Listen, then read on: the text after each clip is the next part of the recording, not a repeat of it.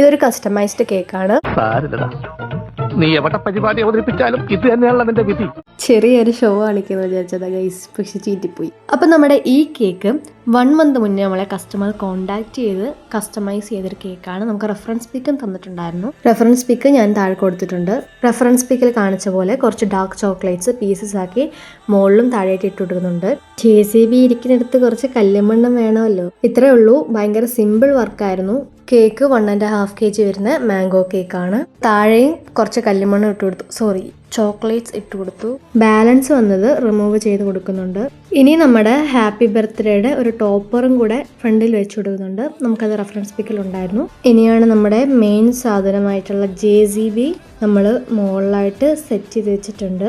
അപ്പോൾ ഗൈസ്, ഇതാണ് നമ്മുടെ കേക്കിൻ്റെ final look. Thank you for watching.